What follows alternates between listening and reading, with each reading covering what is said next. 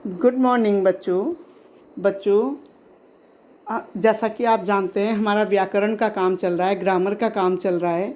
तो इसी को आगे बढ़ाते हुए मैं आज आपको कुछ मुहावरे बताऊंगी और उनको कैसे वाक्यों में प्रयोग करना है और उनका क्या अर्थ है ये भी मैं समझाऊंगी।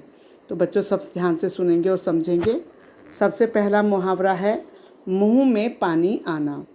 इसका मतलब होता है बच्चों, मुंह में पानी आने का मतलब है खाने की किसी टेस्टी चीज़ को देख के लालच आ जाना। खाने की किसी जैसे गोलगप्पे, समोसे, तो ये खाने की टेस्टी चीज़ें हैं, इनको देख के हमें लालच आ जाता है तो हमारे मुंह में पानी आ जाता है।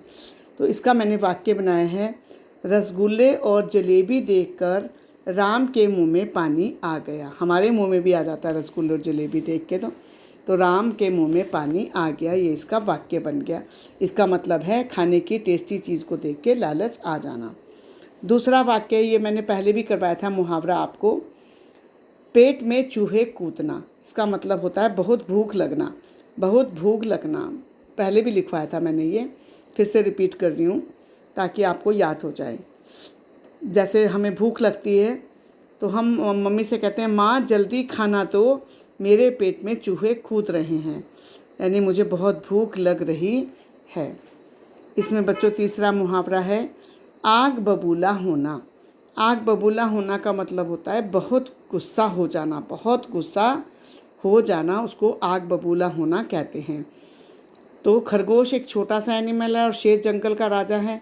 तो कभी अगर खरगोश कोई ऐसी बात कह दे जिससे शेर को गुस्सा आ जाए तो हमने उसी का वाक्य बनाया है, खरगोश की बात सुनकर शेर आग बबूला हो गया, यानी शेर को बहुत गुस्सा आ गया। बच्चों हमने चौथा मुहावरा लिया है आसमान सिर पर उठाना। आसमान सिर पर उठाने का मतलब होता है बच्चों बहुत शोर मचाना। बच्चों आप जानते हो कि आप लोग कितना शोर मचाते हो, और अगर कक्षा में कभी टीचर ना हो तब तो तुम बिल्कुल ही आसमान सिर पर उठा लेते हो। तो मैंने उसी का मुहावरा बनाया है, अध्यापिका के कक्षा में ना होने पर बच्चों ने आसमान सिर पर उठा लिया, यानी बच्चों ने बहुत शोर मचाया। बच्चों अगला मुहावरा भी हम एक बार पहले कर चुके हैं, 9-2-11 होना। 9-2-11 होने का मतलब होता है भाग जाना। 9-2-11 होने का मतलब होता है भाग जाना। तो इसका वाक्य है पुलिस को देखकर चोर 9-2-11 हो गया, यानी चोर वहाँ से भाग गया। अगला मुहावरा है बच्चों ईद का चांद होना। ईद का चांद होना उसको कहते हैं जो हमें कभी कभी दिखाई देता है। जैसे ईद का चांद साल में एक ही बार दिखाई देता है, तो उस व्यक्ति को हम, उस आदमी को हम ईद का चांद होना कह सकते हैं जो हमें कभी कभी दिखाई देता है या मुश्किल से ही कभी मिलता है। तो इसका मैंने वाक्य बनाया, रमेश ने अपने दोस्त से कहा कि तुम तो ईद का चांद हो गए हो। बच्चों तुम थोड़े छोटे सेंटेंस भी बना सकते हो, ये भी ज़्यादा लंबे नहीं है, तुम कर सकते हो इजीली याद इनको। अगला मुहावरा है बच्चों आँखों का तारा।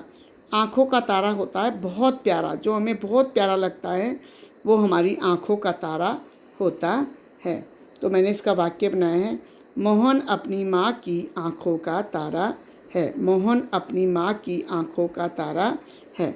एक बार फिर मैं सारे मुहावरों के अर्थ आपको बता देती हूँ, वाक्य इसमें लिखे हुए हैं, आप इनको याद कर लेंगे। होमवर्क यही है, लिखो और याद करो। तो मुंह में पानी आना का मतलब है खाने की किसी स्वादिष्ट चीज़ को देखकर लालच आ जाना। पेट में चूहे कूदने का मतलब है बहुत तेज़ भूख लगना। आग बबूला होना का मतलब है बहुत गुस्सा आना। आसमान सिर पर उठाना इसका मतलब है बहुत शोर मचाना। 9-2-11 होना का मतलब है भाग जाना। ईद का चांद होने का मतलब है